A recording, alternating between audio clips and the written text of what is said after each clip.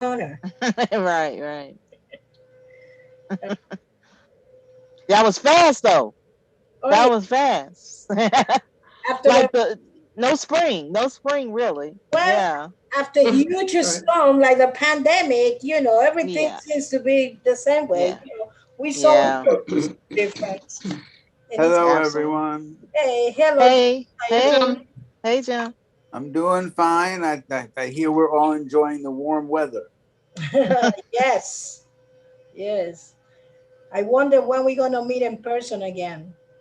That Yeah. would be nice. Yes, the human, I guess, how do you call I mean, here I can go to the kitchen contact? whenever I want. Right. I'm sure there is a lot of people that they don't want to come back in person, probably. Yeah. The lunars especially. So, but it's Maybe like September. Maybe by September because it Maybe. seems like everything else is opening up well, before a little. Yeah. that's what the mayor's saying. So let's see if it's how this is going to play out because yeah, people definitely need to go back to normal. At least see their friends, visit their families, and all that kind of stuff. Mm, So, but I miss seeing the county in person and bugging them. mm. Where is Wayne this time? He's somewhere He New just York came City. on. Yeah, but no, he always has some interesting background. Oh Like he yeah, just Oh, yes. I like Yeah. the one oh, Cuba and yes. you're muted, Wayne. oh. This would have been in Mm. the Soviet side of East Berlin if the wall was still up. Oh boy. But now it's kind of an artsy fartsy courtyard of an old building. And Mm. they used to be absolutely horrible, those buildings.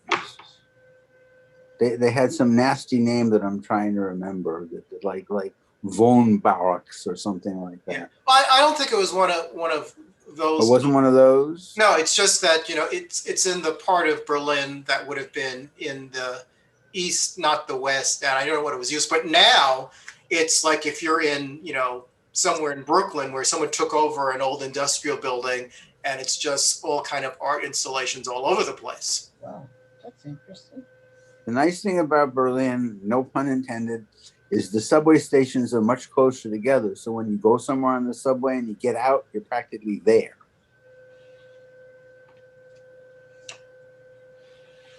Well, the same thing is true in Paris. It's the whole That's idea true. that Right. the metro stations are all like within 10 minutes of each other, Yeah. if that. I once helped these lost German tourists on the Paris subway, and they told me I was the nicest French person they'd ever met. Well, that goes to show you how nice the French people are not. I mean, when I was there, I went to a metro station, and of course, like in New York, it was closed for construction. So I asked one of the construction, workers in my broken French, where the next one was, and his response to me in English was, "I'm not paid to be a tour guide." And then I don't know if I said out loud, "Well, fuck you too." I don't know if I said that, but if I did, then he kind of said, "Oh, well, it's over there." But it was like, how hard is it to just say, "Well, it's over there," as opposed to, "I'm not paid to be a tour guide." I've always felt that Paris is much too nice for the French. I've heard that as well, but it depends on the French. Some of them are actually nice. I've got a number of classmates who live in Paris. It's I a was about lot. to say, I'm like, there you go, Curtis. You're better. Just as a heads up, folks, Ellie will not be joining us tonight. I see Rosie is here, and I believe we have quorum. And OC and Jay Mazer I'm sorry, OC, sorry, is in the attendees. Oh, thank you for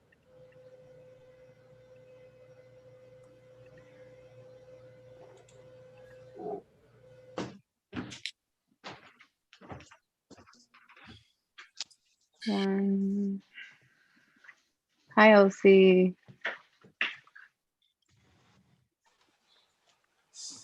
Can you hear me now? Okay, Yep. thank you. Thank Can you. hear you, Thanks, thank you. Tanya. Thanks. Sorry, Elsie, I was just sharing that. I made sure you probably heard. Ellie is not joining us tonight. So I do believe we have quorum, so we can get started. Let me just get a quick count.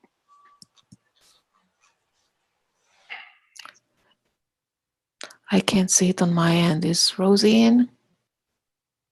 Yeah, Okay, she's here. thank you. Okay, Yeah, there's 8 of us. All right, awesome. Well, I hope everyone has been having a great start to their week. I know it's a sun. We've been talking about how hot it is and summer. And I'm not sure, did folks, I know that today was also the Healthcare Heroes naming. Huge shout out to Daryl. So applause. I know he's not here, not watching.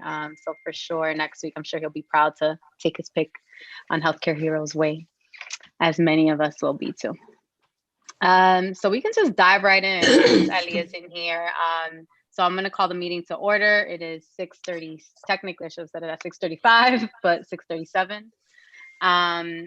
Just a quick shift on the agenda. The resolution for land use, instead of being under new business, will be included in Wayne's report. Was that shared with the executive committee? The agenda? No, the reso. The Yeah. resolution. Yes, we sent it on Friday. Really? I Can folks don't think I confirm? got it. Did everyone get it? Because I see the No. email with the aging reso. I do not see an email with the land use reso. I think Chanel sent it, but I have to check. Hold on. I think I remember seeing. Hold on. Okay. Otherwise, So if, it can be sent again. yeah, we have the chat, so if folks can amongst us as we're going along the agenda. If you don't have it, just write it in, and Ebenezer, we can just get that forwarded, just in case. Nope, not sorry. Nope. Okay, so let's do some. That was license. I didn't get it. Yeah, I don't think it went out. Okay. All right. So Ebenezer, after your report, if you can share it with the committee. And in lieu of obviously Alyssa's report, Ebenezer, I'll pass it on to you for your report.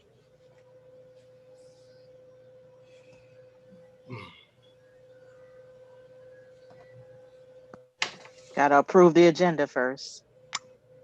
I'm a Thank you. stickler for that. I agree. I don't see it there. Thank you. All right. I announced the shift in the agenda, which is moving the reso. I move to. Is there a motion to approve the agenda? I move to approve it as amended. Thank you, Wayne. Is there a second? Second. All right. Thanks, Tanya. Vote. Or any objections? Hearing none, we move on. So we are voting on 2 resolutions tonight? 3, I think. 2. Okay. Ebenezer, can you hear us? Yes, I'm Okay, ready. cool. All right. So thank you, Tanya. Agenda approved. Ebenezer, it's off to you for your report. 5 minutes.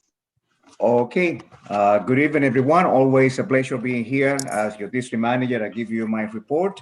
The first I need to report is that Paola is still out. You remember last month when when we have this meeting, I make an announcement that she has started a sick leave for a month, but she's not back yet. She sent me a test this morning that she said she needs to speak with her doctor to find out when she can return back to work. She had a surgery and she was mandated to be 30 days out without working, et cetera, et cetera.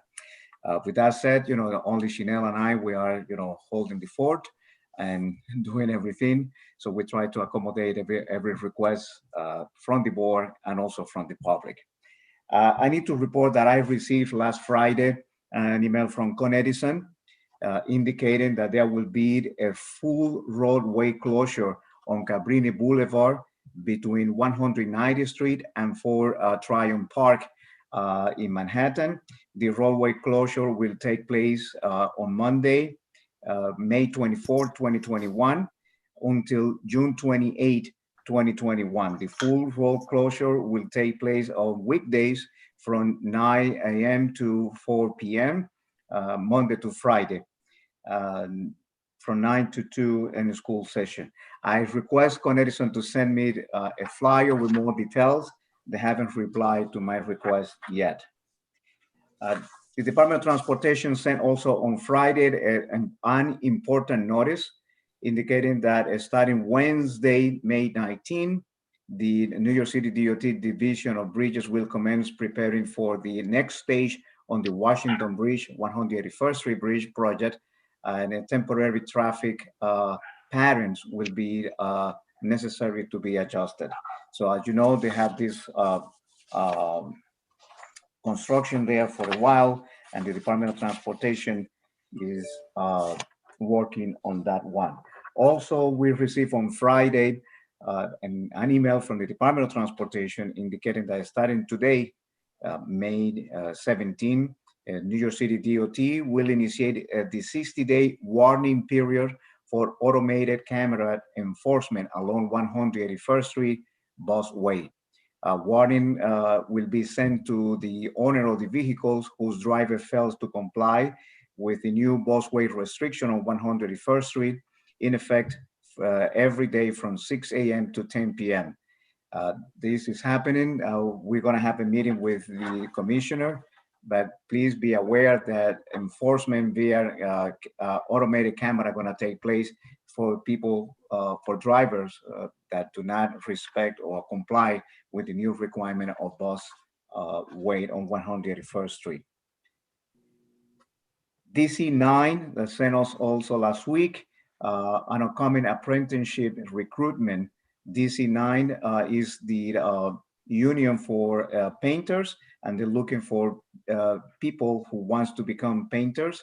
And this event gonna take place on May 20th, 2021 from 9 a.m. to 3 p.m. On Long Island City, 4515 36th Street, Long Island City. We will send this flyer as well with this information. And Julio Batista sent us last week an email indicating that the Armory vaccination operation is closed on the Armory, and was closed on last Saturday, May 15. And the vaccination process has been moved to private clinics and also to the Morgan Stanley Children's Hospital located at 3959 Broadway at the corner of 165th Street. People interested in get vaccinated, please call NIMIC hotline. The telephone number is 464-838-0319. This is the end of my report. Thank you very much. Is there any question? Ossie, Okay. Wayne, Mm-hmm. Ossie? Two quick things. Regarding the DC-9, are you going to send that flyer to the exec committee tonight? I can send it to you tonight, but we're going to blast it to the general public as well. You Right, want it tonight? I can send it to you If tonight. you could send it tonight, we could also help get the word out Sure. through our own networks as well. And what was the other point? I forgot. I talk about the bridge at 181st Street Busway, Con Edison, the Armory. The Armory. I shared this with you and with Eleazar, and I think Eleazar had the same experience. The vaccination is supposed to be free, but at the Armory, they ask you for your insurance card, and I actually got charged for it. I think he may have as well. So did anyone check with Presbyterian or whomever to find out why they are charging if it's supposed to be free?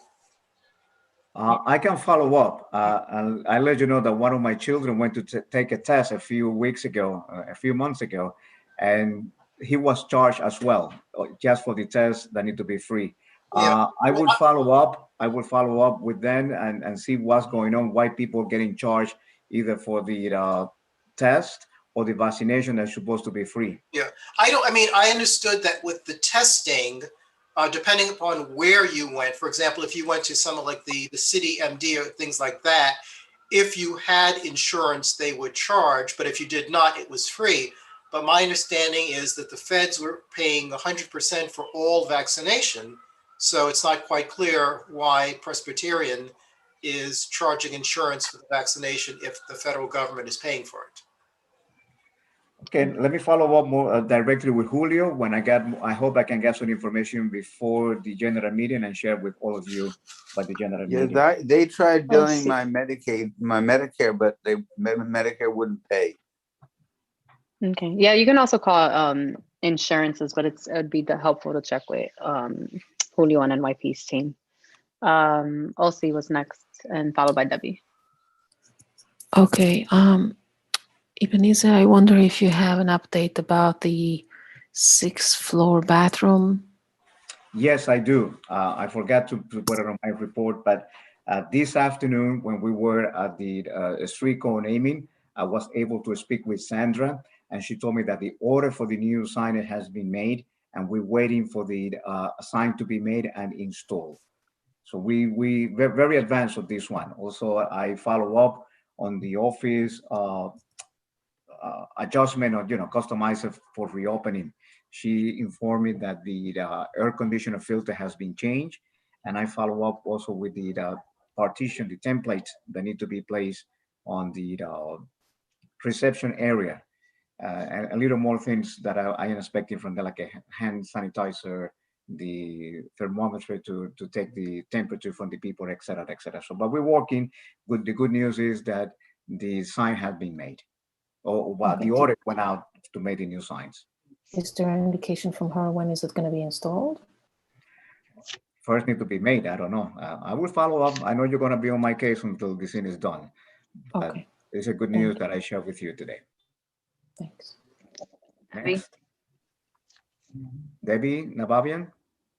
Yeah, just quickly, Ebenezer, I did get a Con Ed notification about the 190th to Cabrini, but the way it didn't read as, well, it didn't read clearly in either way, but all the notices that they've sent out that have read like this in the past are saying like there will be street closures. It doesn't mean the street will be closed for the entire period of the work period. Most of the way these projects have gone is like sections of the street are closed as they move, like a 1 block section or something like that.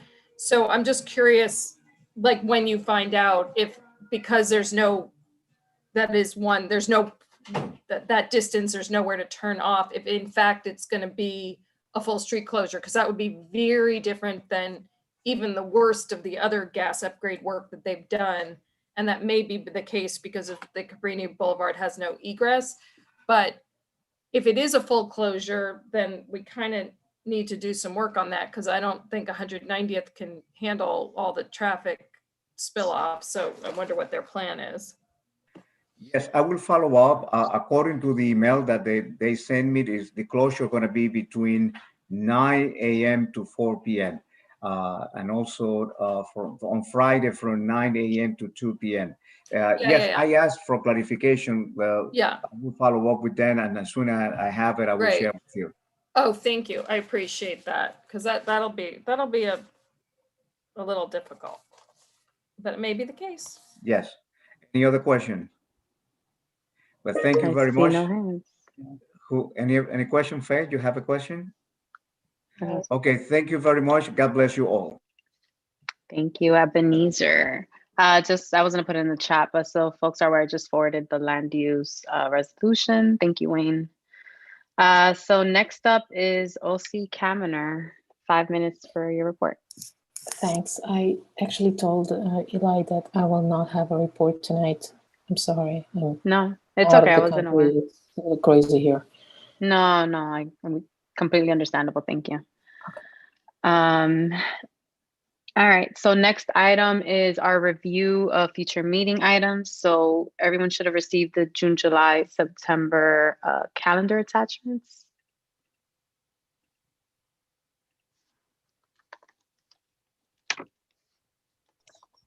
And I'll take the first person. Sorry, I'm pulling up both screens.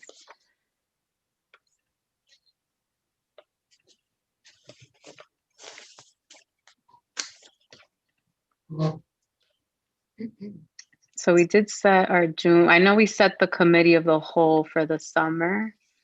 So really, we're actually looking at September. And then I also a Mhm. question about the committee of the whole.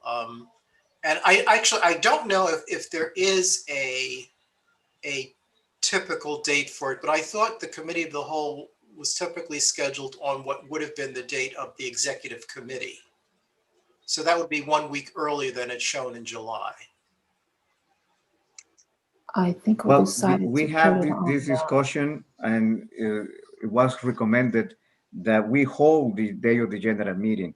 I received an email from Liz Reader indicating that she will host her meeting in July 13. So I already made my note in the calendar. But a few months ago, when we discussed the committee of the whole, it was recommended to hold this date. Some of the members said that uh, not to do it the day of the executive, but a little closer to August, since we don't have meeting in August. But you Okay. let me know. No, as I simply said, I thought Yes. it sounds like we did. We typically do schedule it for the date of the exec committee, but a decision was made to push it back for a reason. Yes, So close that to answers August. my question. Mhm. I don't know. Is there any other change or addition for July? Yeah, so for July, Tanya and I, we have it in the old business, but it is the training from the New York City Commission for Human Rights. I didn't realize that Parks was going to be meeting on the 13th also. Yes, she sent an email Friday or this morning. That's why I'm sharing, because in case you guys decide to make any plans for July, take in consideration that Yeah. the 13th she will be meeting. I would also add that Yeah. I would also add, if now's a good time to announce that public safety will also be meeting for the month of July, considering public safety is an ongoing issue. You're gonna be especially- meeting in July? Yes, we are. Same date. On the 7th at 7 p.m. Let me just look at the. Yes, the 7th at 7 p.m. You got it.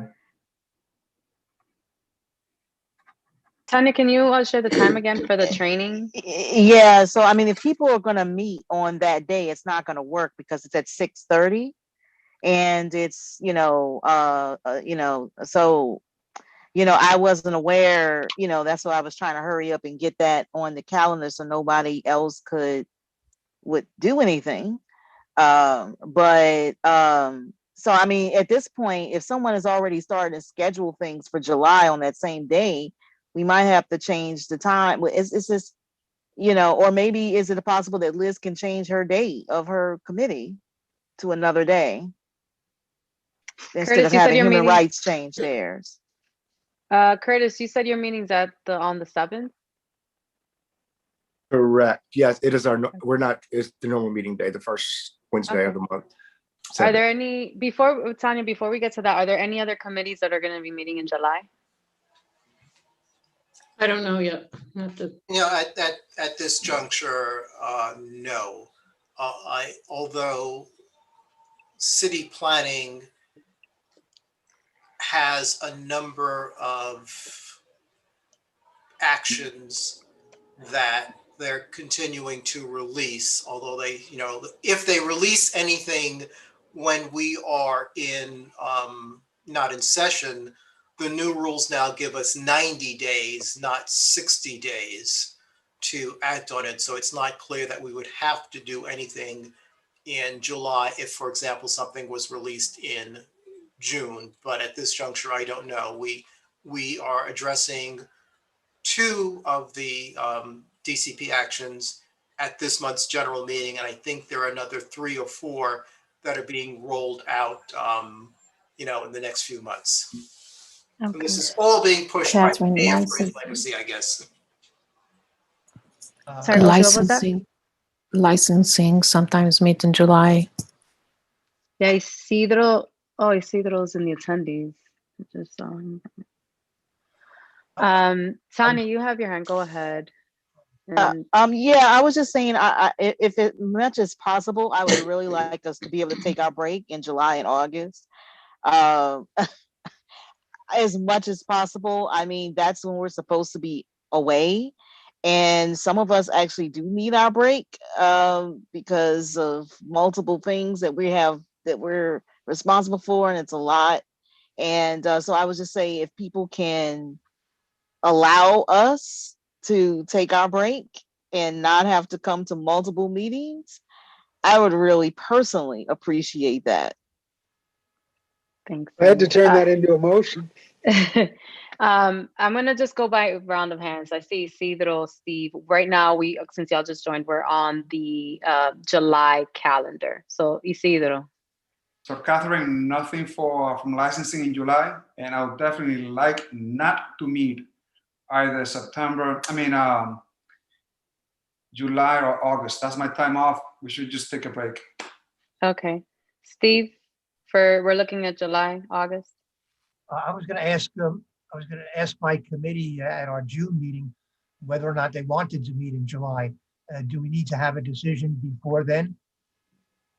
No. No, I was gonna say you No. have 3 of your committee members here, but no, you can email Ebenezer and Eliezer. Eliezer can't make it tonight, so yeah. So I'll circle back around to I didn't want to meet in July, but I felt that because there are so many public safety issues happening around the 4th of July weekend, and the precinct council meetings are not happen regularly. I thought it was a good thing to do. I'll circle back to you via email, Ebenezer. I'll check with my committee members to see how they feel about meeting. I know some of them were yes, and some were no. So I'll try to get a more definitive answer. So I don't want to be the only person making the decision about meeting.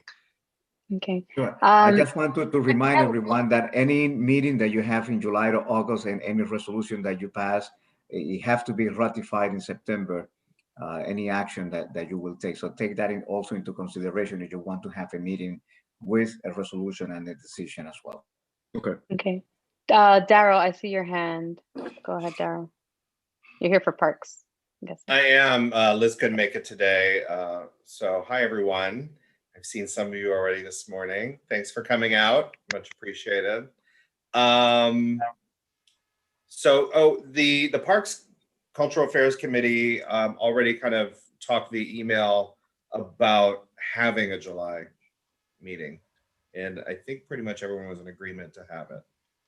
Yeah, so that's fine. I think what I was going to say after Tanya is, since their committee voted on it, maybe we can just circle back with the commission and see if we can do it the 20th or another day that's not a Tuesday. So it looks like there's 3 concurrent Tuesdays with meetings. Okay. So I just want to also, because I see some in the Q&A in the chat from members of the public. So thank you for sharing your thoughts. I want to just highlight also, this is the executive committee. So this is usually where each committee gives its report back in preparation for our general meeting. I have my hand up. I know, thank you, I see it. Thank you. So in the general meeting, you can, we have a public session where you're able to speak and voice concerns, as well as engage with and hear reports from the other committees in depth. So I just want to put that out there since I see things in the chat. James. Thank you. I just want to suggest that the equal, opportunity commission thing, we might want to not do that in the summer because people don't really have to be around in the summer. And ideally, I would imagine we would like as many people there as possible. So that is my suggestion. Noted. Thank you, James. All right, so we said July. We also have our draft September calendar. Any comments on September? Steve Simon. Normally in the past, my committee has not been inclined to meet before Labor Day. So again, this was a question that I was going to bring up at my June meeting as to whether or not, as we've done in the past, the committee members want us to postpone it a week to the Thursday following Labor Day. So I would again say that I won't really be able to report back until after my June meeting. Okay, great. Thank you, Steve. June 3rd. And I have the same point as Steve, where, you know, technically the land use meeting is happening, you know, a couple days before, you know, Labor Day, and folks may, you know, still be quote unquote on summer vacation. So I will check to see if they want to keep it on the first, or they want to move it to the second Wednesday. Ebenezer, can you just note there's 5 committees for meetings on the 1st and the 2nd, and Ariel isn't here. So let's make sure that we connect with folks before break to square out the September calendar. Yeah, because I'm not sure about my committee either, whether Yeah. we'll meet on that day or not. Yeah, And I would our just pub- add that Yeah. the Jewish holidays are all in September. Right. So Mary Curtis, yeah. I would say public safety most certainly can't meet on September 1st. So we would hope to meet the September 8th, the Wednesday after. Okay, so what I'll recommend then is that for next month's executive meeting, we'll address September's calendar on the agenda. Okay. All right, awesome. Thanks, everyone. All right, off to Yeah, yes. Go just ahead, for Richard. information, I'm just looking up the dates for Rosh Hashanah and Yom Kippur. Rosh Hashanah extends from the evening of September 6th to the eve. For those who observe it for 2 days, it extends to the evening of September 8th. That does raise potential questions about meetings on the 7th or 8th, which we probably won't solve now tonight. And Yom Kippur would be, I believe, from the evening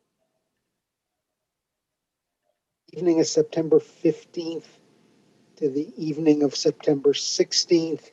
I'm not sure whether that has an impact on licensing or executive. Okay, thank you for sharing the dates. I hope folks got them. Steve, is that an old hand or a new?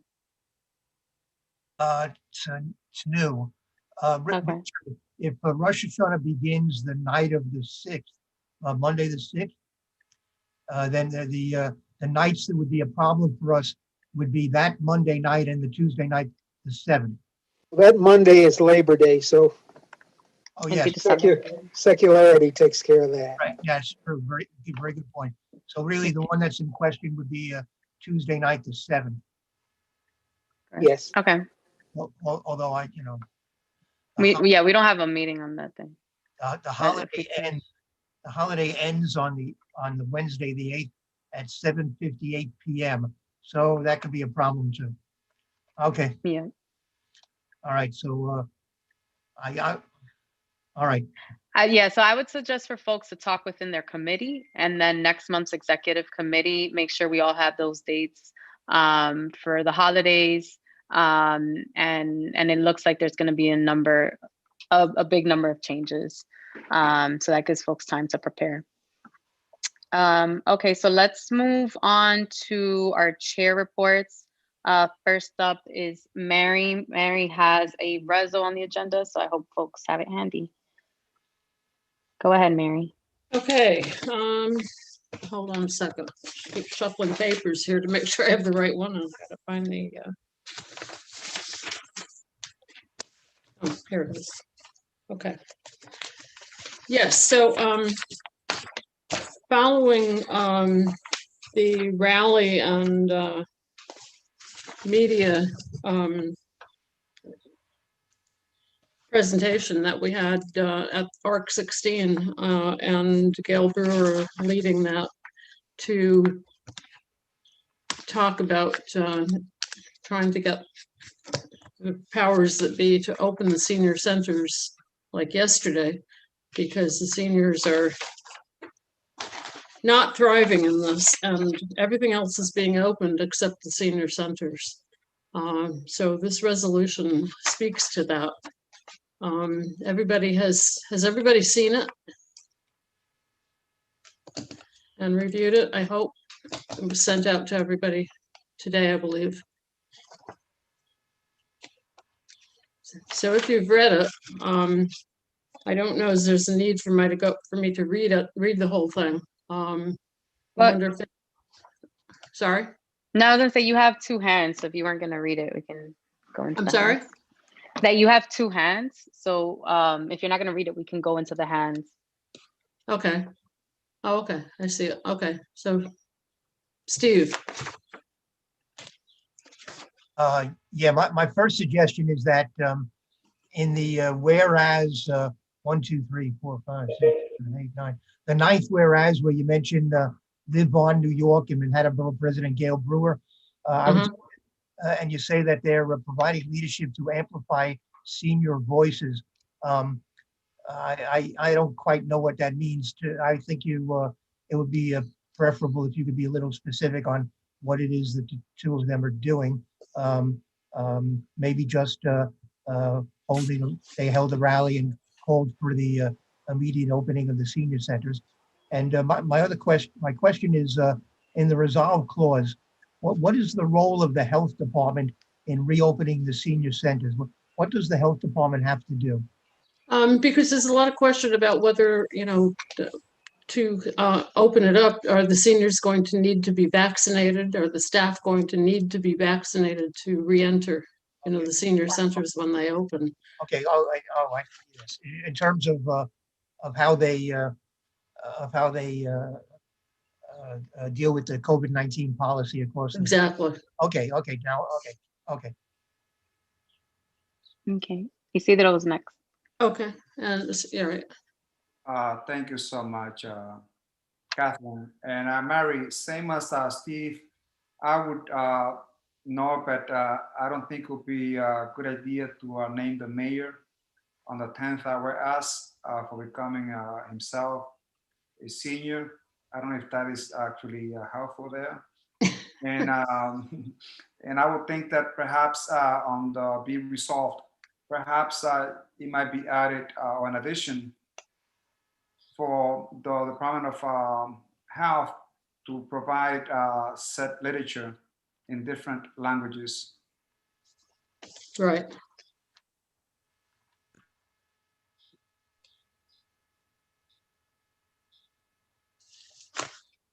Okay, I accept that. I think we can strike the number 10 whereas. Richard, any thoughts on that?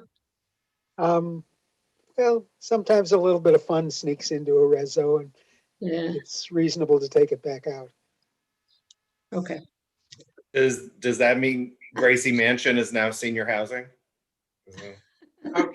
Actually, yes. Is this being recorded? Uh-oh, wait. We're live on YouTube, Daryl. Uh-oh. I did have a question though, back to something Steve mentioned too in that same whereas. Just I wonder if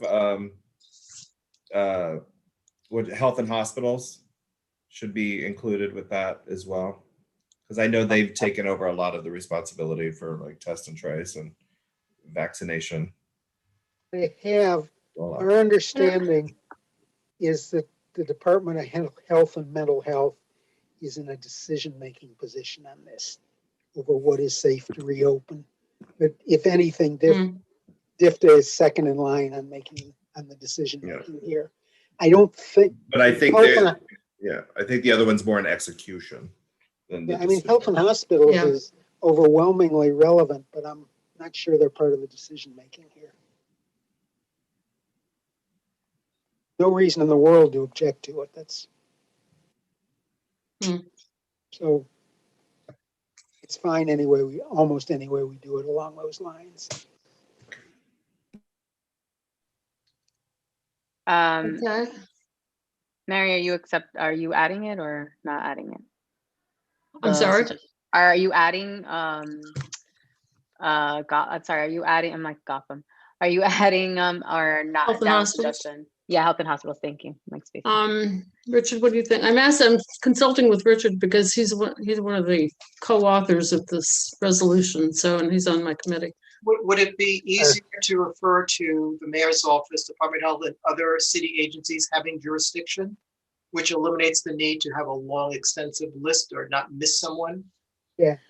I mean, my best understanding is Department of Health and DFTA are the two decision-making, and the mayor's office are the decision makers here. So I think Wayne's approach is a good approach. I think you have to mention health and you have to mention DFTA. Yes, but and after that, you can just simply say it, and other city agencies having jurisdiction as appropriate, as opposed to did we miss health and hospitals? Did we miss? Okay. All right. Okay. All right. Excellent. Thank you all. Mhm. All right. So we need to put this to a vote then. Are we voting on this today or are we voting on this? Yes. Yes. Okay. Oh, Mary. And the reason I asked Eli to allow us to do this tonight is because of the urgency of the situation. It's enough already. Everything else is being opened. What happened to the seniors? We're, leaving them out in the field to be depressed and, not get access to healthy food and all that sort of stuff. Mm-hmm. So before OC calls for a roll call, Tanya, you have your hand up. Oh, Daryl. Oh, yeah. Daryl.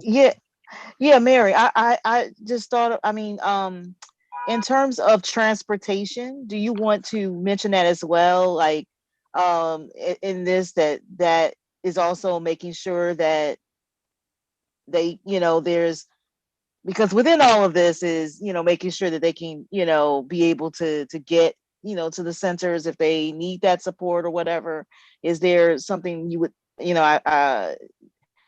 that you could add in terms of just making sure that is also something that is included, and making sure that's safe as well? Yeah, well, that's actually already been in place at the senior centers. There is transportation provided, and that would just be reinstated. In fact, that would just be reinstated. Okay. They've already been providing transportation to get the seniors to go get their vaccines, for instance. So they're pretty prepared, you think, to do that? Right, and functioning to get people to appointments and all of that sort of thing. That's been ongoing. Okay, good. All right, good. Cool. With limitations, only a certain number allowed on the bus and have to wear a mask, all that. Okay, cool. Anything, Richard, to add? Yeah. I just wanted to respond to the thought Tanya was putting out there. My observation from the senior centers I've been involved with is that people come to the senior centers in so many different ways. The one where I am, an awful lot walk because the population is in real tight around the senior center. Other places, people take public transit. Mary was referring to the specific transportation system that ARC Senior Services and maybe some other senior centers have. There are kids and grandkids that'll drive their parents to the senior center. It's just sort of a big picture that there isn't one agency or one way that people get to senior centers.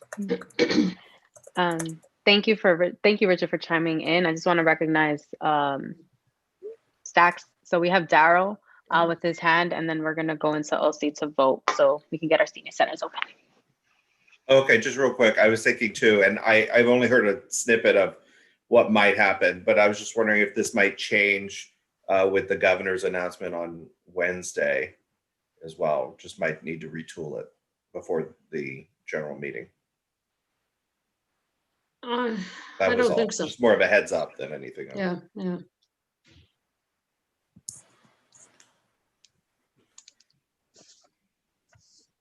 All right, OC, it's off to you. Two things. One, because of my situation, if I need to jump to the bomb shelter, Rosie will take the roll call. I was just suggesting maybe you want to do the two resolution at the same time. Up to you. Okay. We could do that. Thank you. So is the next resolution, is that going to be further down or? Yeah, it's gonna be under land use. So I'll just do it before we move into old business, kind of how we do it in the general meeting. Okay, perfect.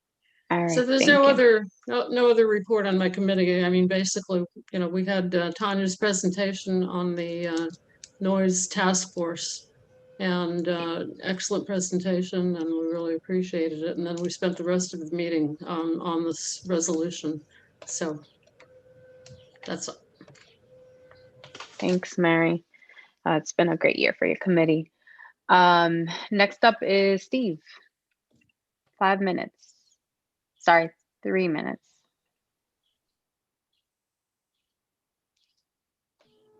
I'm sorry, could you come back to me in a few minutes? Absolutely. Go on to a couple of other committees. And then... We have housing. Ariel isn't here tonight. So Debbie, are you ready? Sure. All right. Yeah, I didn't have resos this month. I will just say we had 2 items on the agenda. The first item was sorry, let me just put this on. I didn't mean to do that. The area at Dykeman Street between Broadway and Seaman that is currently closed for like the open dining thing. There has been an application put in for within the plaza, the DOT Plaza program. So that's just like the program that's always been there. So DOT came and spoke, sort of gave us like that first description of it and presentation on it. They will be back, I believe, next month, although I have to confirm, because this will be a reso item, but it wasn't at that step yet. So they just wanted to start giving us information about it. So we had that presentation. And then Tanya came and spoke to us about, again, like Mary said, about the noise task force, because there are a few items in there where, there's a lot of action happening on the streets. And while it doesn't all relate to DOT, it does, we're just trying to look for opportunities. So she came to talk to us about that. And then today, and I'm sorry, because I was a few minutes late, so maybe you covered it, but today was the co-naming ceremony for Healthcare Heroes Way. And special, again, shout out to Daryl Cochran, who sort of had the vision on this and took it on. I mean, usually co-namings have to do with a specific block, and there's like families or people that are like involved, and you get a petition and you go surround a block. And this was unusual and different, and people were thrilled. It was, to be able to have a moment to really reflect on all that on sort of who are our healthcare heroes and what a broad group that is, and all that. People remember that from the discussion. So Daryl spoke, Eleazar spoke, Tanya was there, Mary was there. So it was a great day, and it was kind of exciting to see it all happen. That's it. Okay, awesome. Any questions for Debbie? Yeah, Debbie, who would be running the plaza up on Dykeman Street? Who's the sponsor? The sponsor is a group, and now I don't have a name in front of me because somehow I've lost my notes momentarily. But it is a group of, I think it's mostly restaurant owners. So, the plaza, obviously, there's this, there'll be sort of community events and stuff like that, but sort of the core group who's come together to take all that on. I think a lot of them are connected to the restaurants that are around that area. So for the maintenance and the operation. I think it's called Dykeman Gardens, maybe? Yes, that is the name. Sorry. I lost some brain cells along the way lately. Not coming up. Okay, thanks, Debbie. All right, we look forward to hearing more. Seeing no questions for Debbie. Francisco's not here. Curtis, are you ready? I can try to, yeah. Yes, thank you. Okay.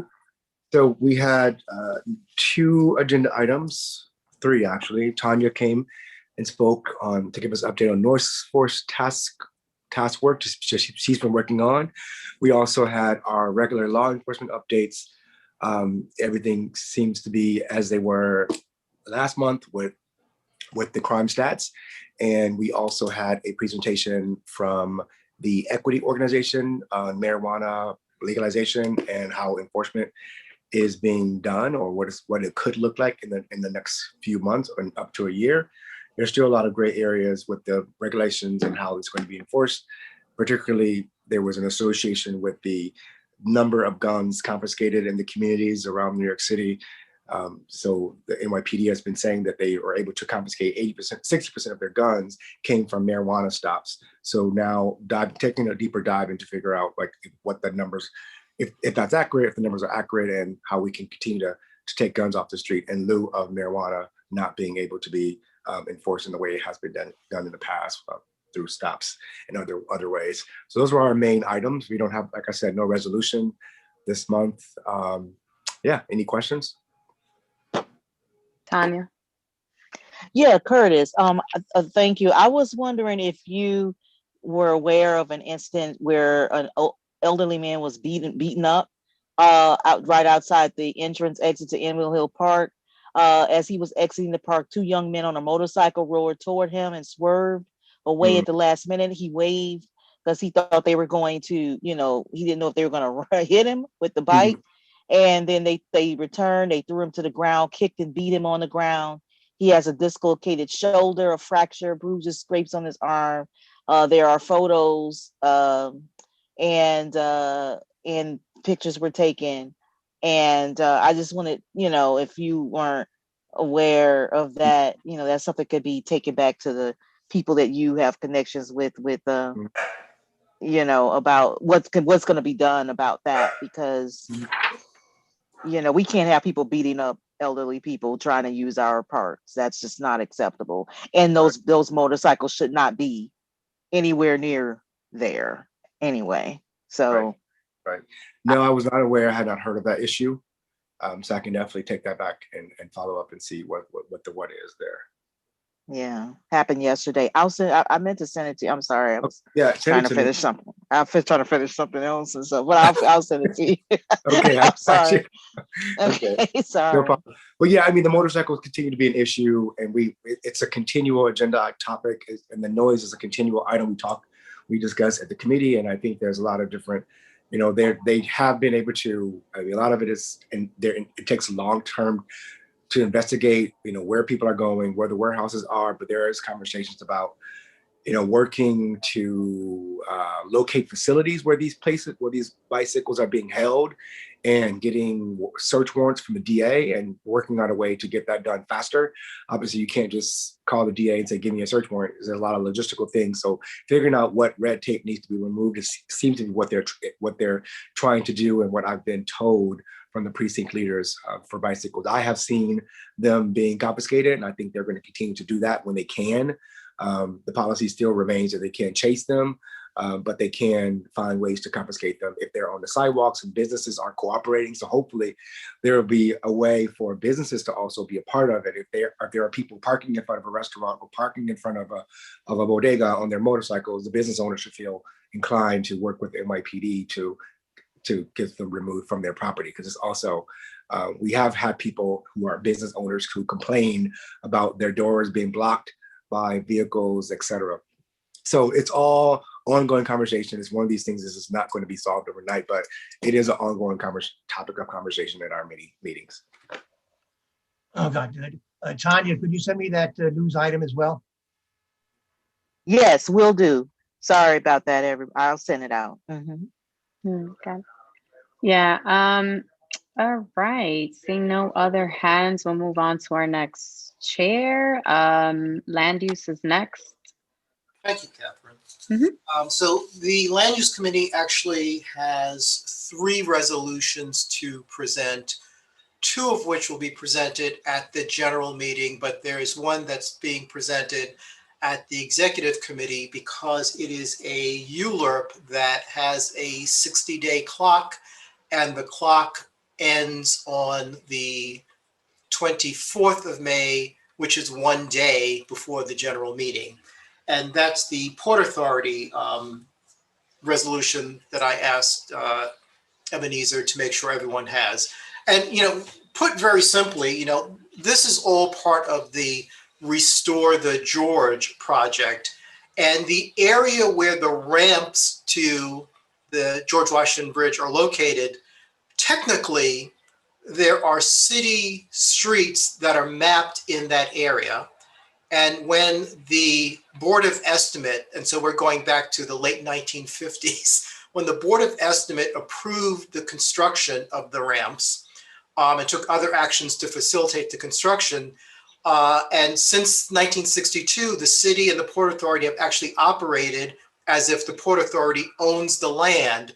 There's actually no record that the city actually finished their process and transferred ownership of the land where the ramps were constructed to the Port Authority. So what this ULURP application does is it demaps what's referred to as paper streets, meaning they were never built. They were mapped to be built as streets, but they were never built, but legally they still exist. So they have to legally be, demapped and then transfer ownership of the property where the ramps were constructed formally from the city of New York to the Port Authority. And then on Cabrini, actually on Haven, there's a little turnaround that is actually owned by the Port Authority, and the Port Authority will transfer ownership at no cost to DOT. So what appears to be now part of the city street will actually become part of the city street, and the land where the ramps are built that appears to be owned by the Port Authority will actually be owned by the Port Authority. So that is what this resolution asks for. And just to give you a heads up on the other two resolutions that will be presented at the general meetings, I mentioned City Planning has a number of applications that they are releasing over the next few months, two of which were dealt with this month. One is a follow-up to a resolution we passed in February. That is the citywide hotel text amendment, which would put in place a special permit for all hotels citywide to go through an approval process to ensure that they are cited appropriately and do not create conflicts with surrounding uses. And the other resolution is a city planning and an MTA resolution called Zoning for Accessibility.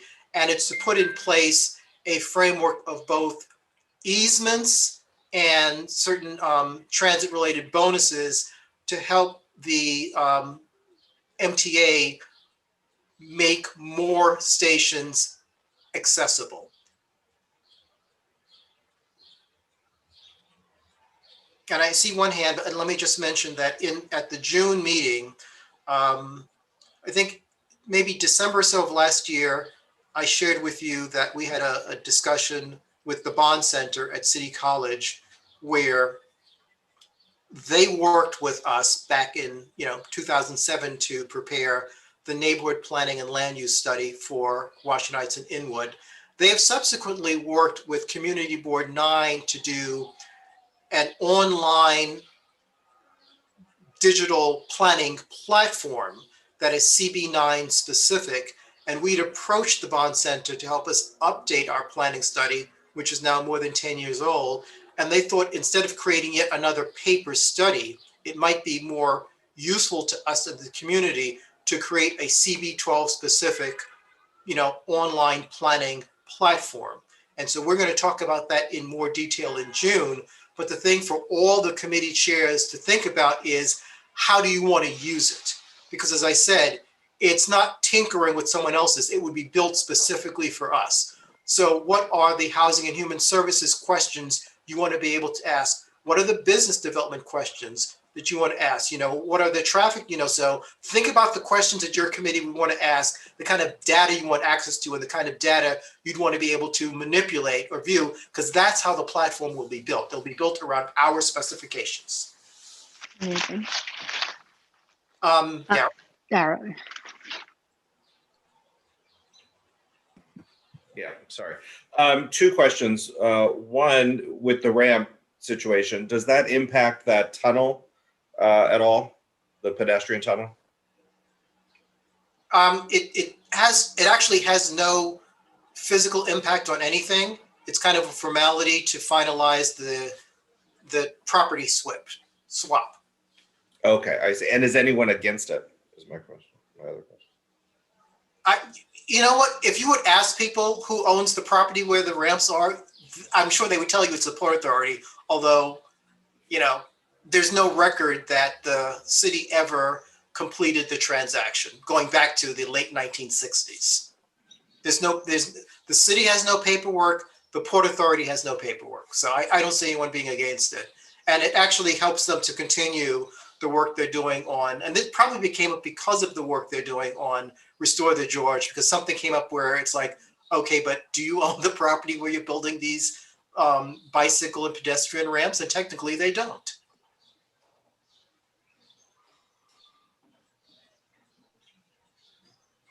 All right, I see no other hands. Okay, next up is Faye. Are you ready, Faye? Yes, thank you. And good evening, Okay. everyone again. Yes, thank you. Yes, well, I want to start my report by sharing that we have the CUNY they came to present their proposal. And in that presentation was composed of a team for about, I would say like 50 folks. We have the president from the Board of Manhattan Community College, Mr. Anthony Watson. The presentation was led by him, and also Doug Israel, who is the director of the government and community relations, who is the person actually that has been doing all the talking and the bridges between the community, especially our board and the project. So they reported, first of all, they reported in a recent town hall that they had back on May the 4th with all the elected officials. I was invited to that, but unfortunately I couldn't attend. I think that Mr. Chairman probably attended. So, but throughout the presentation, they provided, I will say that they discussed it, the improvement, and throughout the proposal, they share the improvement that is going to happen at on this proposal. Some of the things that they discussed was the classroom that would be double. Also the amount of seats that they expected to be triple. They provided also a graphic description of the physical view, how more or less, the new all this new I say physical location is going to look like. They also discussed about the some of the program proposal areas that they would be concentrating, like the student supports, different community programs, and also adding a continual education. The continuing education is going to be also expanded in that area. I believe also for adult as well. They also express interest in continue the collaboration with the board, but one of the things that they wanted to do is a third or second town hall. And that town hall at that time of the presentation, they wasn't sure which day physically they're going to have it in June. But this past Friday, they sent me an email, and they copy also the chairman, stating that they wanted us to consider it either June the 7th or June the 14th. But June the 14th is going to be our committee meetings, and there is a great possibility that we may turn our committee into that particular town hall in conjunction with the community board. So basically what they are proposing is that they want the board and the Youth and Education Committee to make this official announcement for the second town hall in collaboration with the board, so we can also help them with the outreach of the community and so forth.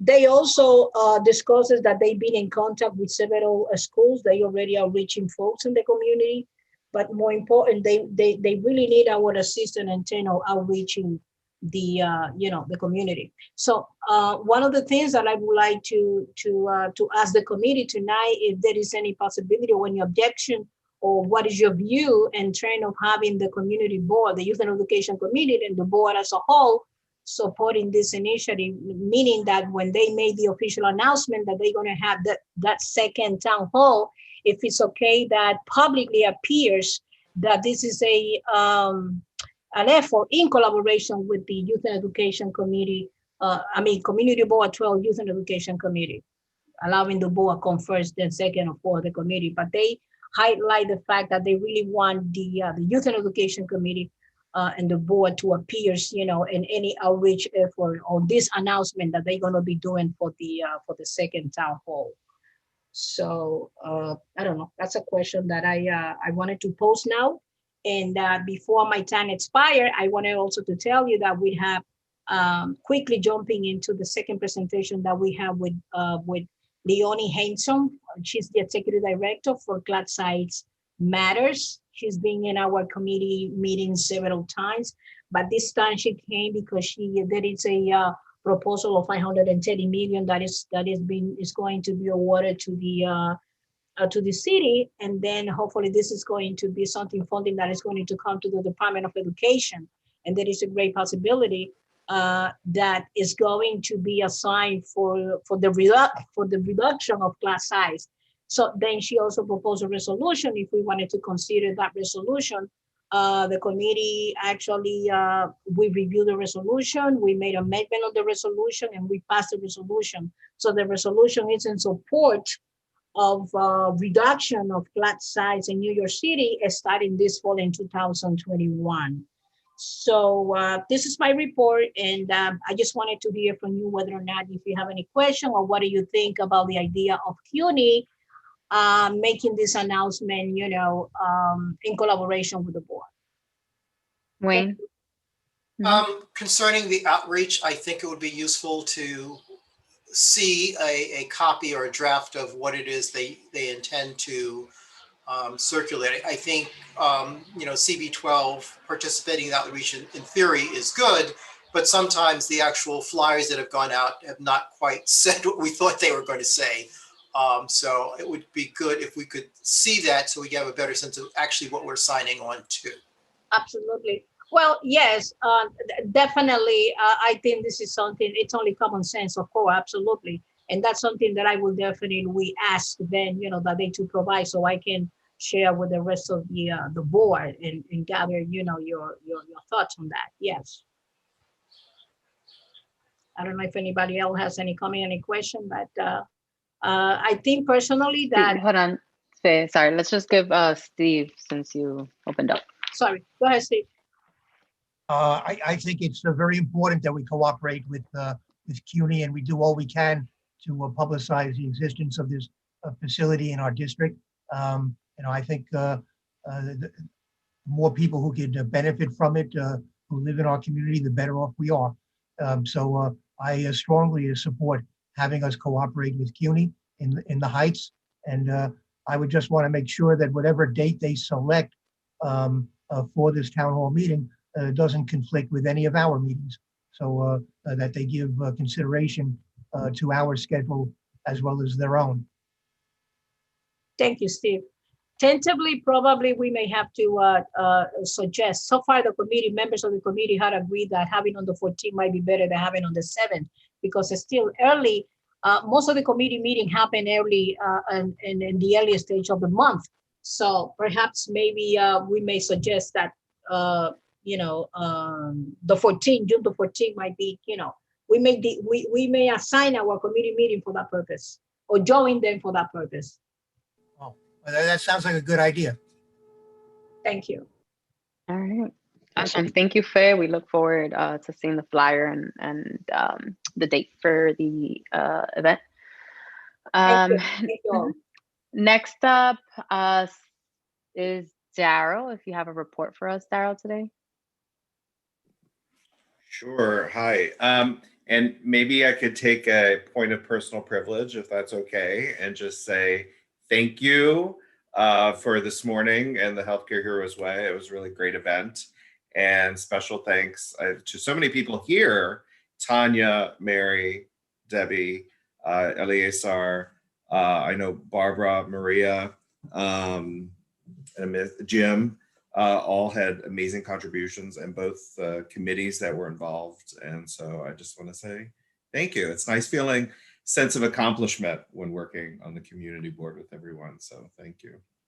That said, just diving into Parks and Cultural Affairs real quick. We had a robust agenda. Thank you, Tanya, for presenting. That was really helpful.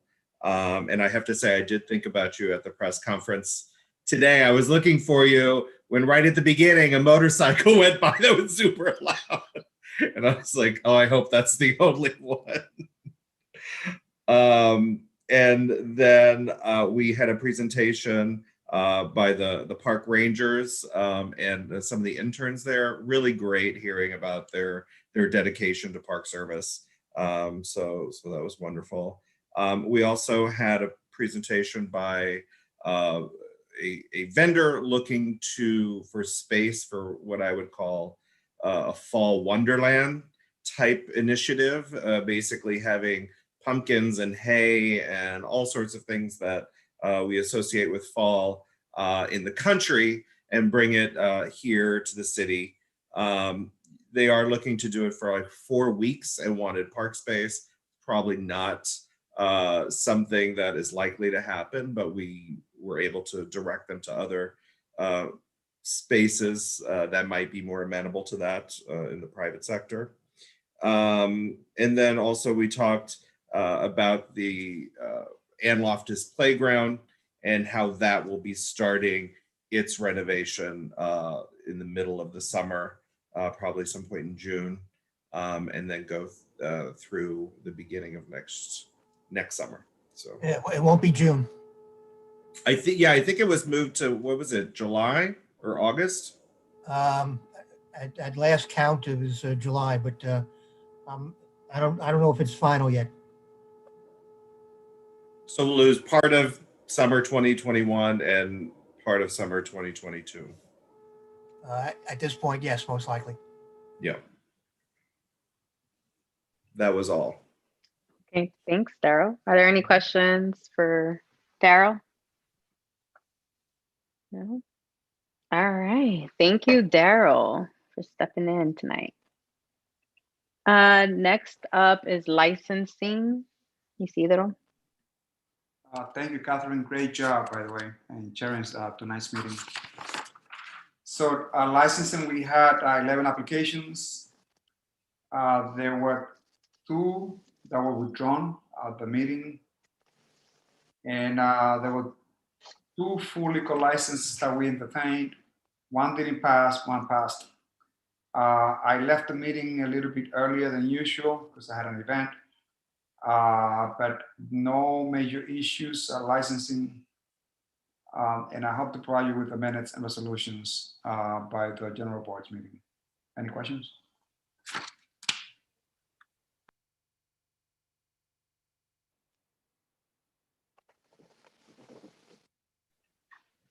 All right, hearing none. Thank you, Isidro. And glad to know that y'all don't have to meet this summer for 2 other years. Okay. Steve, it's your turn, yes. Okay, very good. The latest COVID statistics for our district are very good. Probably the week ending last Friday, the 14th, we've had our lowest positivity rates that I can ever recall. Zip code 34 had the highest rate at 1.5%, which is significantly lower than where it was when we had our general board meeting on April 27th. Across the board, all of these zip codes are lower. So there were 17 new cases in zip code 34. Zip code 40 had a positivity rate of 1.46%, also 17 new cases. Zip code 32, 0.75%, 14 new cases, and zip code 33, 0.59%, 10 new cases. The 5,450 of our residents have been fully vaccinated since we had our general board meeting on April 27th in zip code 34. 36% are now fully vaccinated. Zip code 40, 39%. Also 39% in zip code 33, and in zip code 32, 40%. And slightly higher figures in each of the zip codes for adults who have at least had one dose. The Presbyterian Hospital was to have shut down the Armory vaccination site last Saturday. I'm assuming that took place, but I haven't been able to confirm it.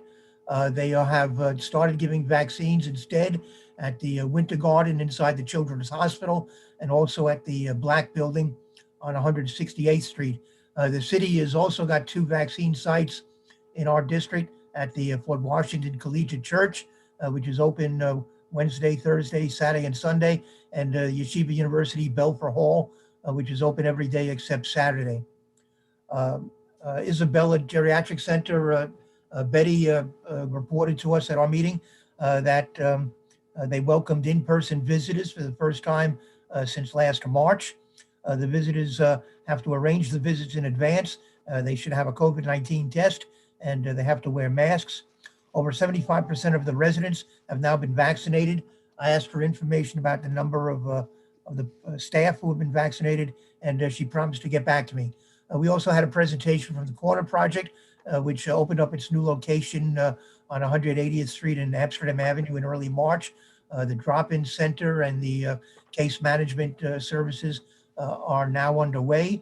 They're serving somewhat fewer people than they had in the past in their old location on 181st and St. Nicholas, but they're planning now to hire additional public safety and outreach staff that will be going out into the community to try to bring people into the space and to respond to problems. The new space is about 3,000 square feet less than the old space, but they say it's working very well. And they have a relationship now for direct care to be provided on site by doctors from both New York Presbyterian and Montefiore. We also did, as other committees, we heard the Tanya's noise task force report, and we'll be reviewing it carefully to see what follow-up actions our committee can and should be taking. The other thing I should mention is that we were scheduled to get a presentation from the health department on COVID-19, mental health equity and resilience. We were told at the last minute that we could not record that presentation, which goes counter to our community board standard policies. And so we ended up not having that presentation.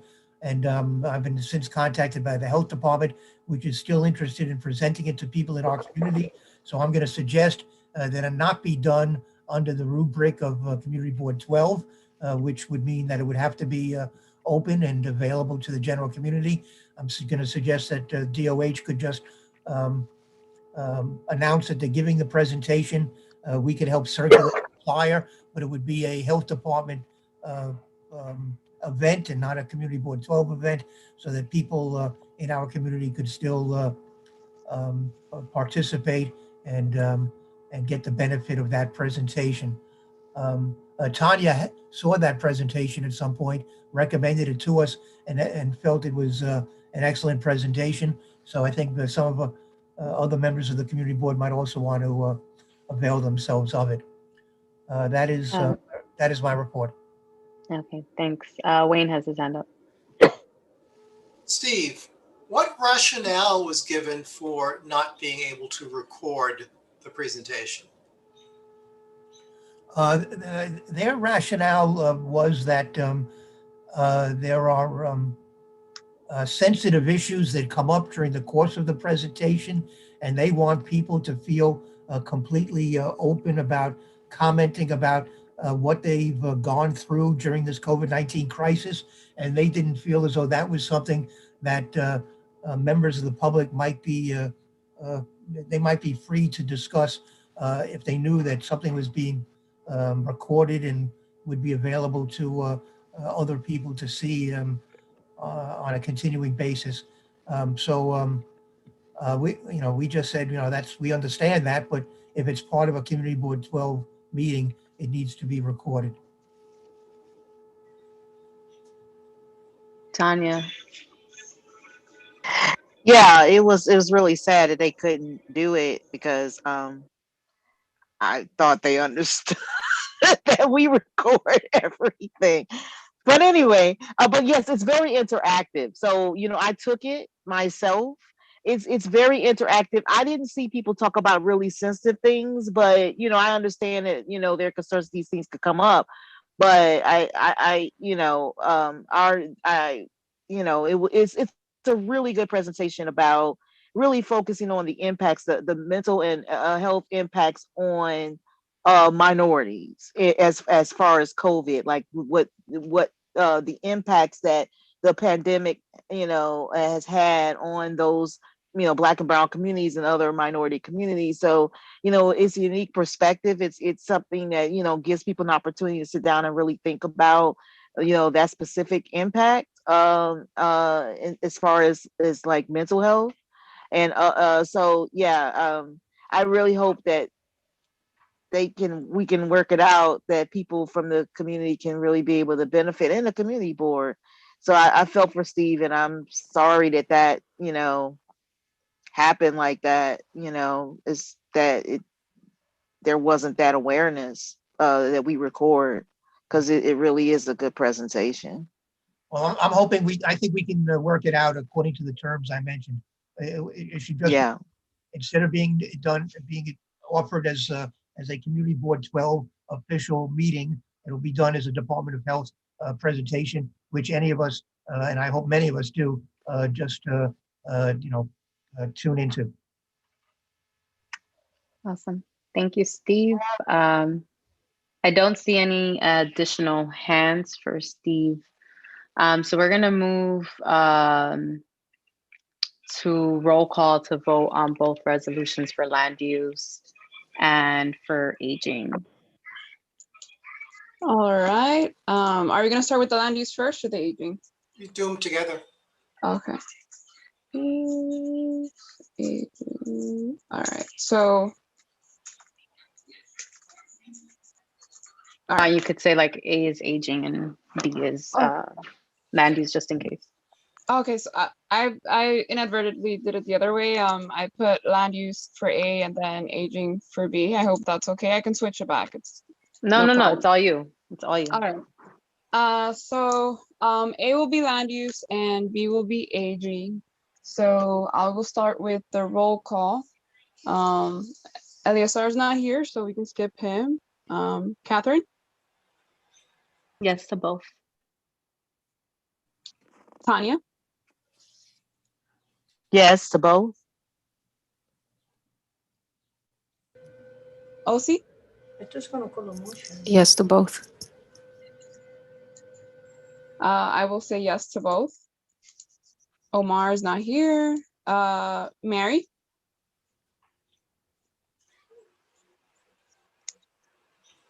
Oh, you could pass her. She's off screen. So stepped away. Okay. Wayne? Yes to both. Oops, sorry, I did a mistake. Yes to both. Faye?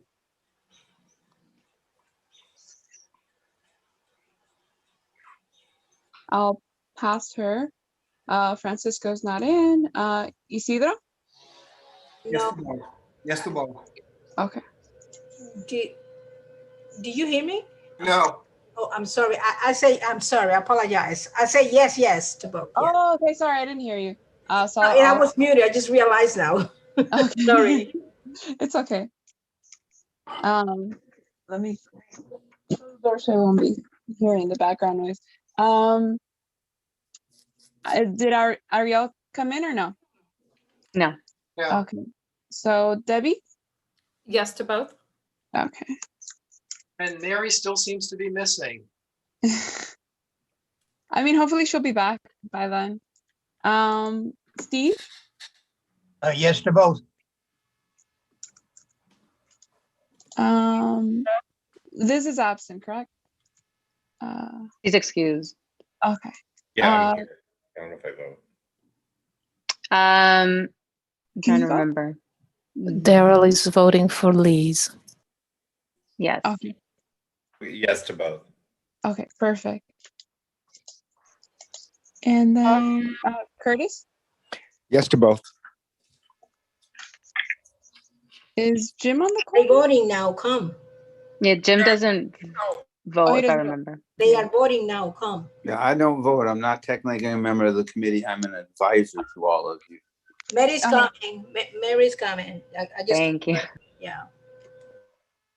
And you still have Richard Ullman. Okay. Yeah. Oh, yes. Richard. Yes to both. Okay. Mary's back. Perfect. Am I missing anyone? I think I got everyone. Mary. Mary, Oh, she came back. Sorry. Okay, yes to both. Perfect. All right. So that passes unanimously. Perfect. Thank you, Rosie. All right. And so we're moving on to old business.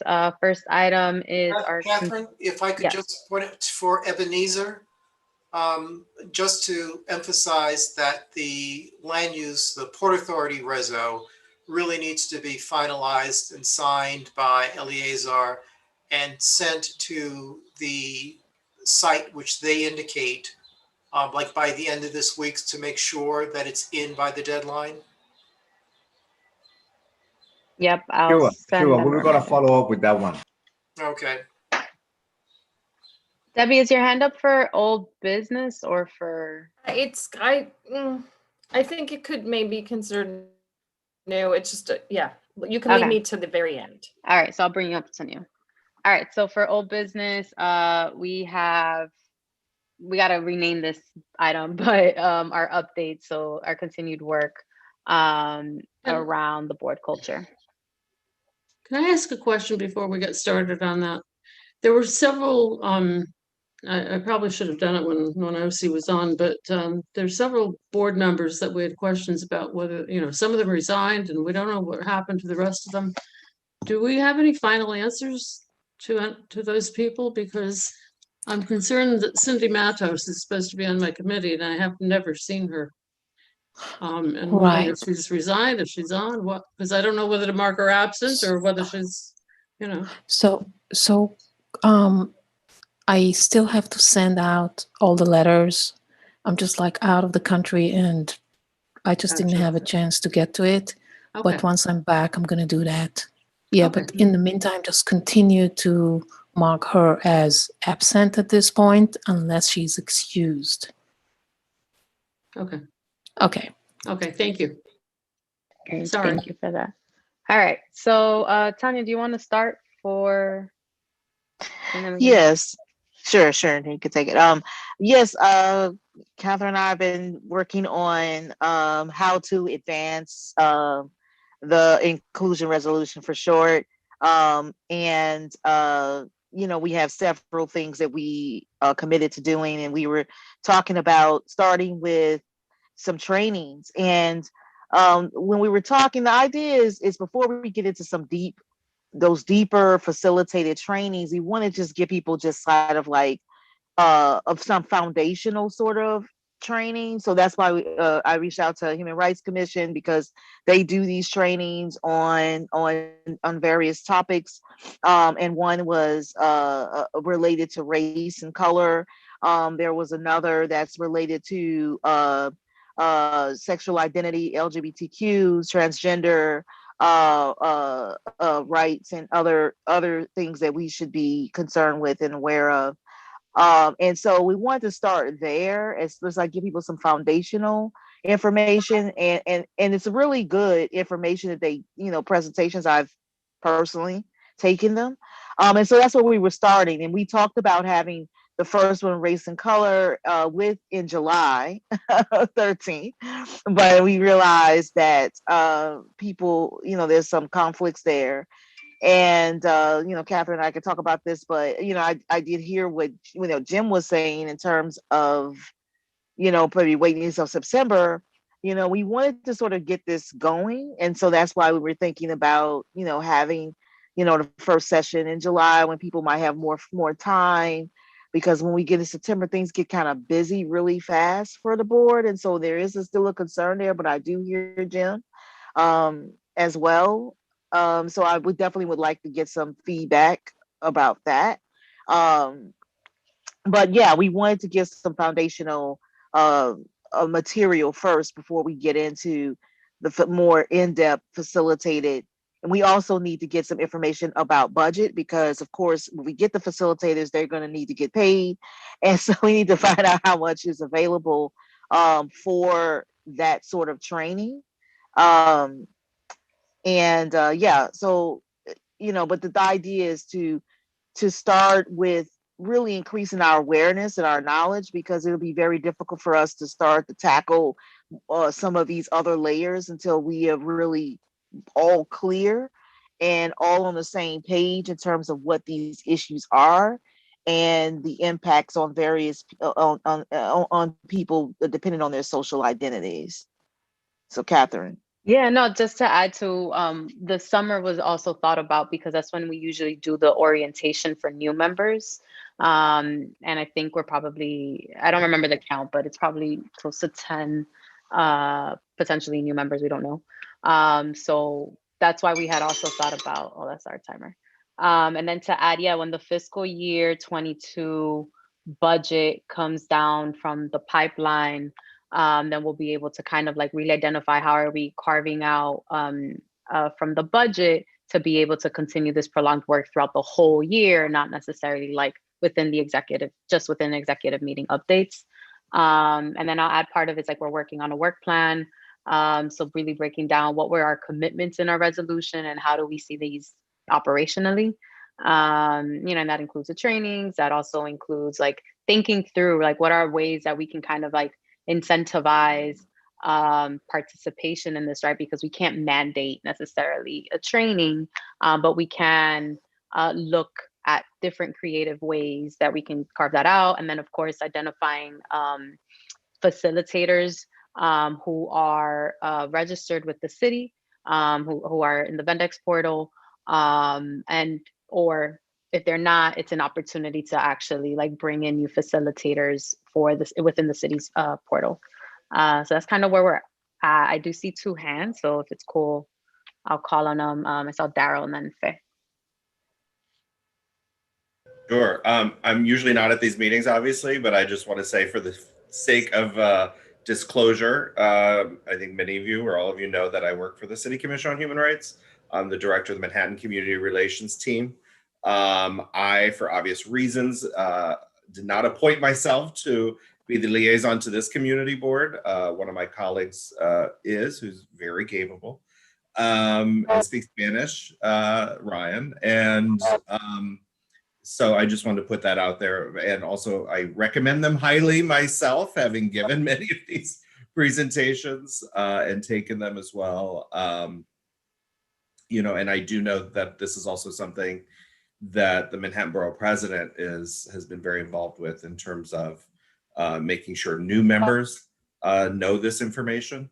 But I do think it would be a great idea to talk about it, more as a board as well. Thank you. Good idea, Tanya, as always. Faye? No, I just changed my mind. It's okay. Thank you. All right. I think that pretty much covers it. So looking forward to continue these updates and sharing more information. Oh, so Catherine, we want to discuss about when? So are we still trying to keep it in July, like the first portion, or what are we? Because I know there's some conflict. Or do you want to go back to them and for the 20th of July? We're still trying to do that? Or are people thinking they would be adamantly opposed to having a training? It will be 3 hours. It's 3 hours. The race and color one is 3 hours. The one about sexual identity, sexuality, identity, that is, and gender, that is 2. It's shorter. But the first one is 3 hours. So I just wanted to figure out, are we going to go forward with July or what are we doing? I see Curtis has a hand. Go ahead. Yeah, I think I like the rationale of having it sooner because we would be able to provide the context and language and think about how to move forward deeply as September. If we're concerned about attendance, we should maybe reconsider. I know for a fact that I have some conflicts in July. Vacation I'm going to be going on, and I think that we may have an attendance issue if we can't find a way to incentivize people coming. Other than that, I think we should probably, I think July is good. Is there a way for us to record it and share it with people who may not be able to attend in July if we were to move forward with that? I think if we were able to record it and share, then that may be the workaround. I think the thing with recording is that you don't really get to have the immersive experience and do the interactive stuff. And I think that it's just, it doesn't have the same impact. It's like, okay, I'm watching a video. Yeah. And I wasn't there to ask a question or get clarification. You know what I mean? So it's just sort of, there's a certain amount of aha moments and awareness that happen in these things that, you just can't, really experience. So, yeah. Jim had his hand up and I have that. I just want to reiterate what I said before, that we really want to maximize the number of people attending all of these sessions. And as we well know, community board members are not required to attend anything during July and August. And whether, they're required to or not, I hear some, anyway, people may be away, and that's the only reason I'm suggesting we do it later, because and the other thing, and I've attended obviously sessions like this as well, and the more people who do it together, the better it is. So that's basically the thrust of where I'm coming from. I'll take Richard. I hear all of this. I don't think there's any perfect time. There are going to be problems with any of them.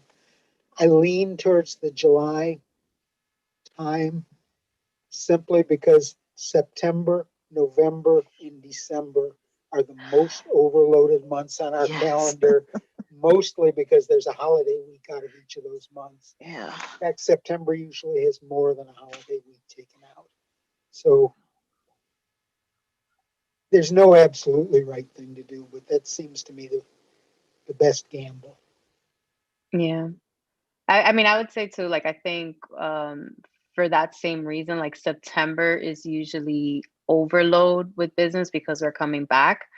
We also talked about August, and usually August is a popular vacation month. And then you have like all the back to school stuff. So I think, we can pick another, I mean, I would definitely say not the 13th since there's parks, and then not maybe towards the end of the middle week. So it's not like back to back with the committee of the whole, or maybe mid-August. But I know we were also talking about the other training. So I think, and in September, I don't know, but there is a chance that we may be in person to some degree. So Daryl, I saw your hand up, but I think I'm leaning towards July. That's my personal take. Yeah. Okay. Yeah, you kind of raised what I was thinking too, and I don't know if you talked about it before. What are our considerations for being in person again? I don't know. It's a gray. I know that there's still conversations. Ebenezer could correct me, but I think that there's still conversations from the MBPO office. So that's not it's not defined yet, to put it that way. But yeah, but Tanya, we could talk this week, and then the idea was also to put out a save the date, so that people had ample time and not like a 2-week difference. Okay, we'll talk. Okay. Yeah. Okay. But is it understood that, I mean, Daryl's point, I think, is crucial. Is it understood that we're going to wait until we have the go-ahead to meet in person? You mean for the training? Yes. Oh, no, they do it over Zoom. Yeah, I mean, it can be done virtually. Either way is fine, or even a hybrid is fine. All right. I thought Tanya was arguing that it's more effective if people are together. Okay. Well, we could be together virtually. I mean, we did it Right. at It would be. work, and it was a 3-hour We session. are. It was virtual.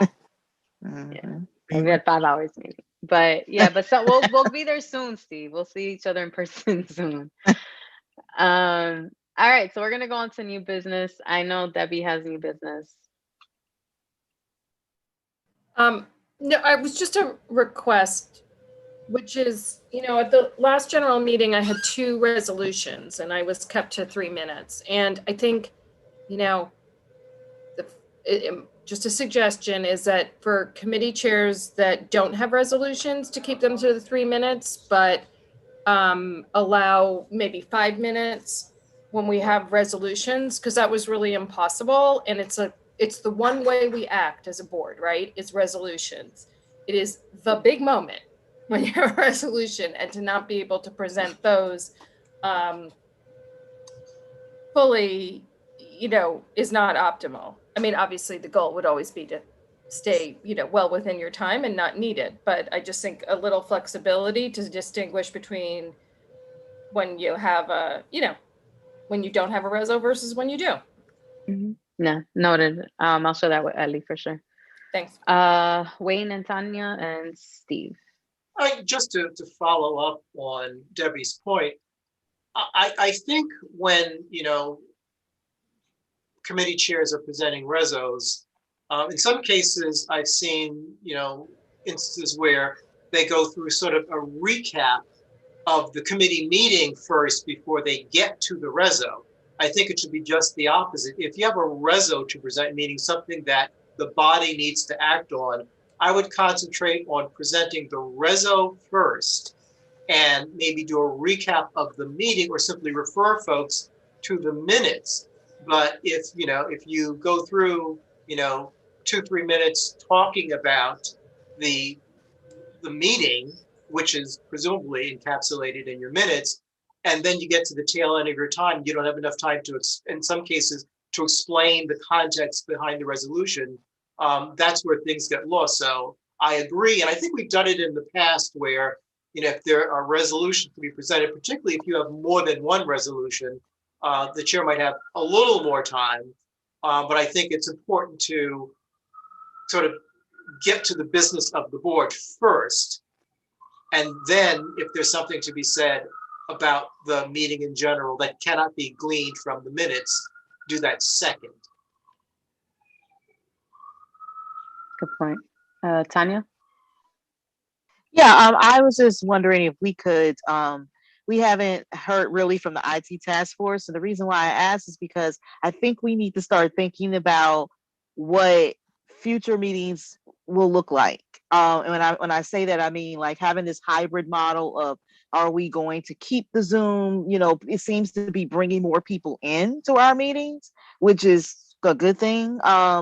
And so, like, what is the plan to sort of transition us to a different model? And I just think it's time for us to think about that, because I'm thinking maybe by September, we may be in that hybrid model. We might be there.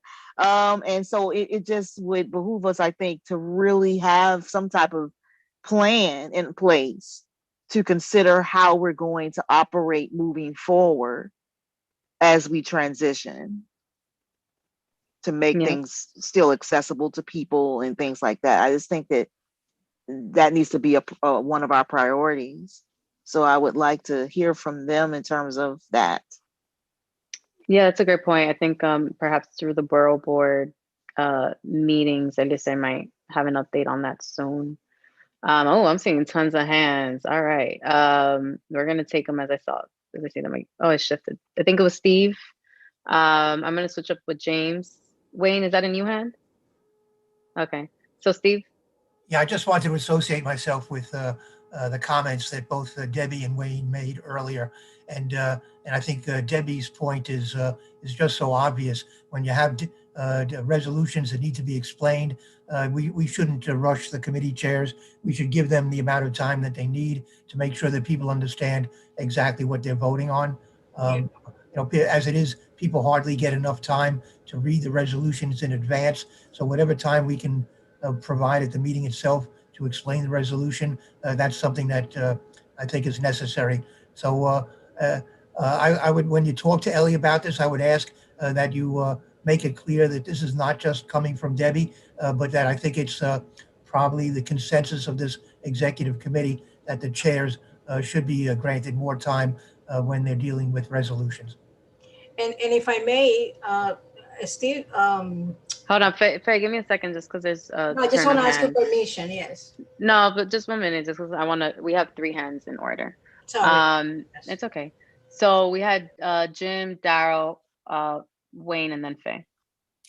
Thank you. I just want to point out that when the governor's executive order no longer requiring in-person attendance at meetings changes, it may well be that we community board members will actually have to assemble in person. Now, that doesn't mean the meeting couldn't be broadcast on Zoom and so on and so forth. And I think, you know, Tanya's point is very well taken, because we as a community board want as much of the community involved in our proceedings as possible. But I just wanted to alert you that once that executive order goes away, we will be forced to meet in person again, I believe. Yeah, thank you for the reminder. I said Daryl, Wayne, Faye. Okay, thanks. Wayne was ahead of me. Go ahead, Wayne. Actually, I'm glad Jim said what he just said, because I was going to bring that up, that, you know, we're able to have these meetings virtually because of the governor's executive order. But if we're thinking about this hybrid model, and if we're saying that we've experienced certain benefits from being able to be virtually, maybe what we should be working on is a resolution to the governor telling him or asking him, you know, for certain things to maintain the ability to do things moving forward because of certain benefits. So let's think about that. Let's reduce it to writing, and let's ask for what we want.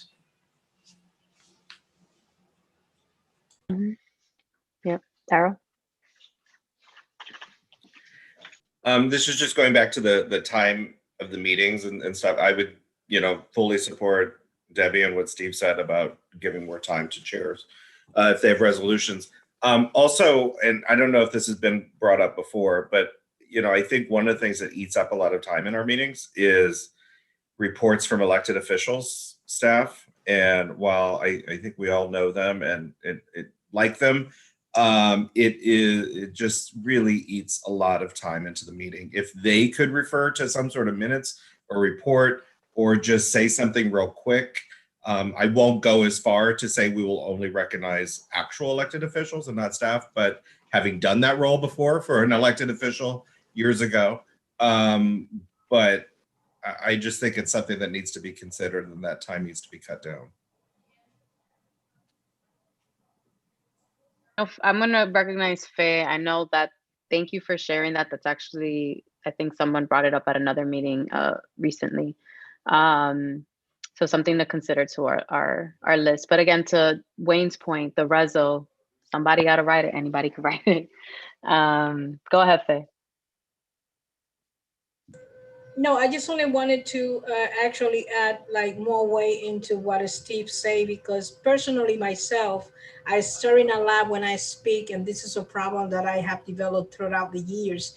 And sometimes I have decided not to even go into full report, just to avoid to, taking so long to come up with the exact message that I wanted, or I trying to convey. And that's why I think if we can have like a more time, many folks who may have that problem as I do have, but they have not admitted probably, but you will feel like more confidence in the sense that, okay, it's not 3 minutes. I don't have to inflict myself into self pressure. So, and I think that would be important if we can have at least 1 or 2 more minutes. That's all I wanted to add it up. Thank you. Yeah. Okay. I'm gonna recognize Osi and Deb and close and hope someone makes a motion to adjourn before 8:30. But I'm keeping a laundry list here. Osi. Okay, so I just want to mention that I think we also have to think about how many presentations we have in the general meetings. When you have 2 presentations, sometimes it's over an hour. And if you look at the minutes, you will see how long it takes. In terms of government officials, they take roughly 30 minutes, sometimes more, for their presentations. So I don't know, maybe we can be more strict with the time and allow the more time for the chairs to present.